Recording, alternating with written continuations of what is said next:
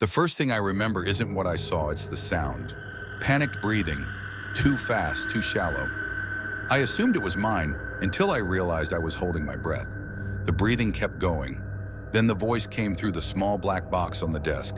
Not loud, not distorted, calm, almost patient.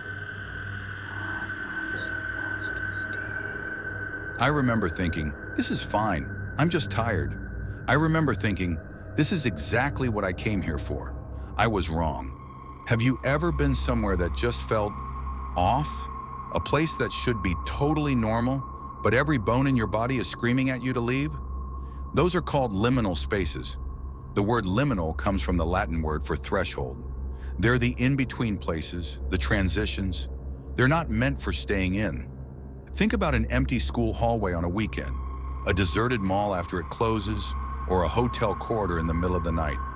Our brains are like navigators constantly looking for landmarks to make sense of the world. In a liminal space, that map is suddenly blank, and the ambiguity triggers a deep, creepy sense of unease. It's an internal alarm system telling you that you are lost. It's a place stuck in a pause menu, between the level you just finished and the one that hasn't loaded yet. This feeling has become a huge fascination online, with aesthetics like the back rooms capturing that specific kind of dread. You know the look. Endless yellow hallways, the hum of fluorescent lights, and the feeling that you are somewhere you are absolutely not supposed to be. I wanted to understand that feeling, not just by looking at pictures, but by living in it. So I decided I was going to find the ultimate liminal space and spend an entire night there, alone. And what better place than an airport? Airports are the very definition of liminality. During the day, they're chaotic hives of activity, but after that last flight leaves, they become these vast, silent, empty cathedrals. They're non-places designed only for passing through. So I went online and I found this. A booking for a private suite inside an airport terminal, past security for one night. Specifically, I booked a room at Minute Suites. These are little private rooms located right in the terminal that you can rent by the hour, or, as I found out, for the entire night. The idea is pretty simple. Instead of a long layover on a hard plastic bench, you can just stay.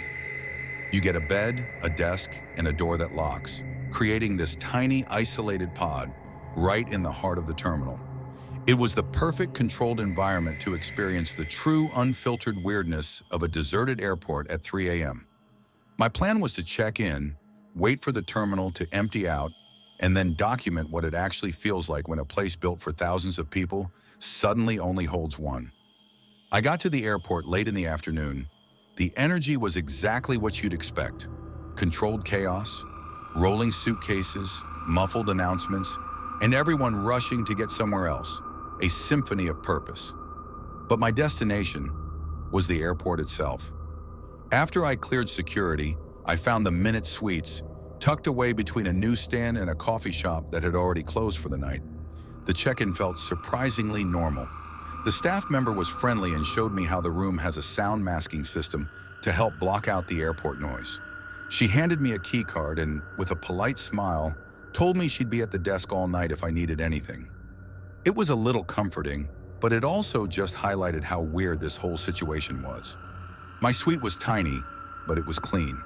A daybed, a small desk, a TV, and that all-important door. Reviews online called it peaceful, a great way to shut out the world. Right then, it felt like my little sanctuary, a quiet home base. The sound masking was on. This gentle whoosh of white noise that actually did block out most of the noise from the concourse.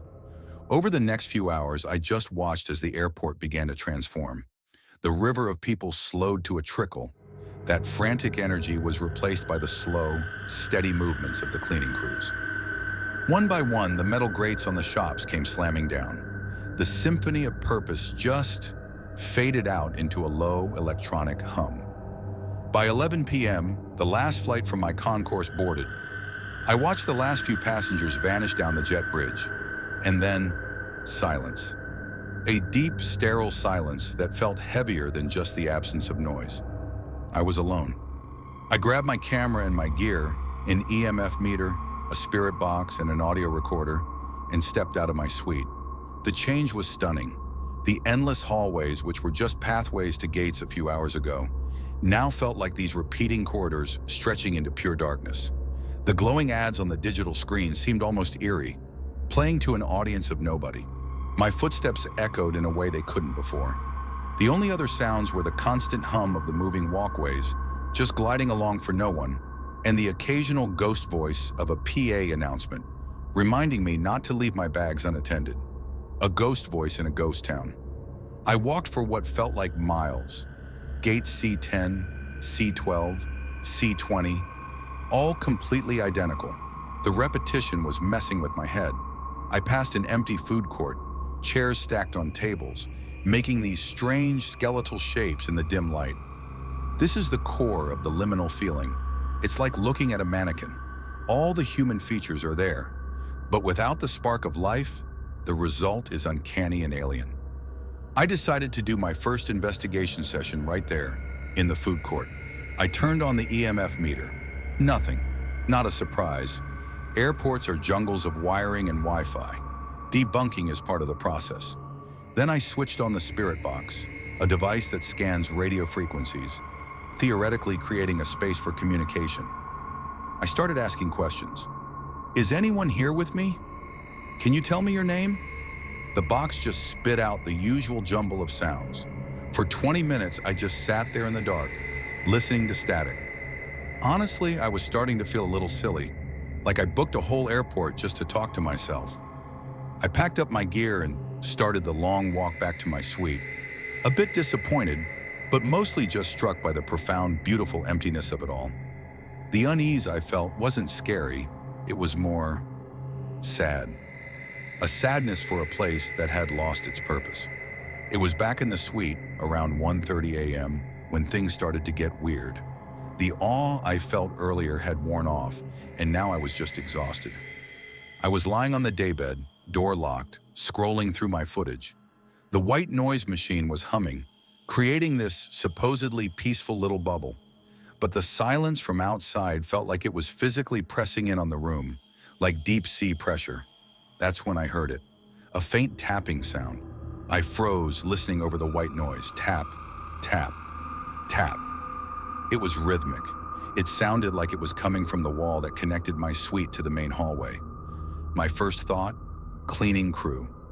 But the sound was too light, too deliberate for a vacuum or a cart bumping the wall. I turned my camera on just in case, and I muted the white noise machine.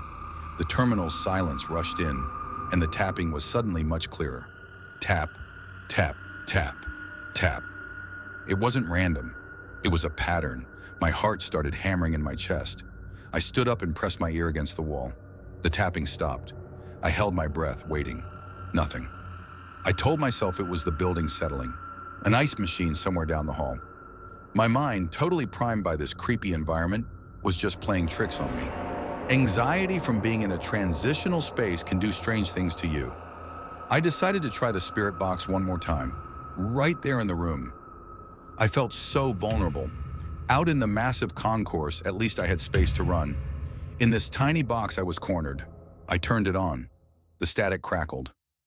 "Is that you I heard tapping?" I whispered. The static churned. And then a voice, clearer than anything I'd ever heard from a spirit box, said one single word: waiting. A chill shot through my entire body. Waiting? Waiting for what? For who?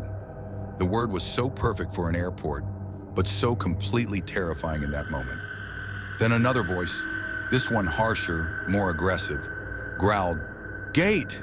I was about to ask another question when the handle on my suite door started jiggling, violently. This wasn't a little rattle, it was like someone on the other side was desperately trying to force their way in.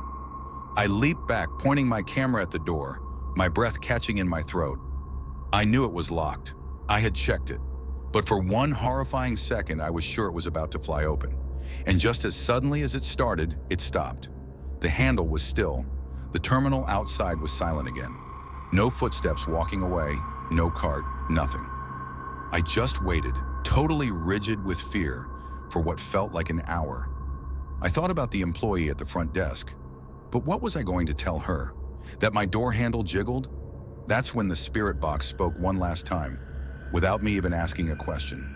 It was a soft, feminine whisper that sounded like it was right next to my ear. "Help me!" I screamed and threw the spirit box across the room. It hit the far wall with a crack and went silent. I didn't sleep. Not for a single second. I spent the rest of the night sitting on the floor in the corner, my back pressed against the walls, my eyes glued to the door. Every tiny creak of the building, every distant hum from the terminal sent a new wave of panic through me. The peaceful cocoon had become a cage. The sterile silence wasn't empty anymore. It was filled with something menacing. The feeling of being watched was overwhelming. The paranoia was like a smoke alarm that wouldn't turn off. A constant, shrill warning in my mind that made it hard to breathe. I kept trying to find a rational explanation. Was it another person hiding in the terminal? A prank from the staff? But none of it added up. There was no logic for the clear voices, no reason for a locked door to shake like that and then be met with total silence. The unease that liminal spaces are known for had twisted into raw, primal fear. My mind was just flooded with stress, struggling to deal with the absolute uncertainty of what was happening. I started thinking about all those stories of haunted airports, apparitions on runways, ghostly figures wandering terminals. Staff at Hong Kong International Airport have apparently reported so many sightings that management had to do something to try and appease the spirits. Was that what was happening to me? Was a spirit trapped in this place of endless transition, trying to reach out? The hours just crawled by. The darkness outside my little window felt absolute. It felt like the world outside the airport had just ceased to exist. There was only this terminal, this room, and this fear. The whole thing had become a perfect, horrifying example of liminality's psychological toll. Like being a character in a film when the projector freezes on a single, terrifying frame. Completely and utterly stuck, with no way forward and no way back. Around 5 a.m., a new sound finally broke the spell. It was the faint, distant rumble of the first morning flight arriving at a faraway gate. A few minutes later, the lights in the concourse brightened. The moving walkways started their day with a louder, more determined hum. I heard the voices of the morning shift workers, their laughter echoing down the hall. The airport was waking up. The spell was broken. I have never been so happy to see the sun in my entire life. My hands were still shaking as I packed my things. I unlocked the door, and the hallway was already bustling with people lining up at gates. The smell of coffee was in the air. The terminal was a real place again, filled with purpose. The night felt like a fever dream. I walked past the front desk, dropped off my key card, and I didn't look back. I've watched the footage hundreds of times. I've listened to the audio over and over. I can't explain what happened in that suite. I can't explain the voices or the door handle. Was it a real paranormal encounter? Or was it just an extreme psychological reaction to sensory deprivation and the profound unease of a liminal space? The truth is, I don't know. These in-between places, these thresholds, they really do challenge our sense of reality. They are spaces of pure transition and uncertainty. And maybe in all that ambiguity, the veil between worlds gets a little bit thinner, like water clarifying after the sediment settles. All I know for sure is that I went looking for the uncanny feeling of a liminal space, and I found something that will stay with me forever. I thought it would be a cool experience. I was wrong. Have you ever been in a place that made you question reality? A place that felt like it was playing by a different set of rules? Let me know in the comments. I would genuinely like to know I'm not the only one. And if you want to see more explorations into strange and unusual places, make sure to subscribe. Thanks for watching.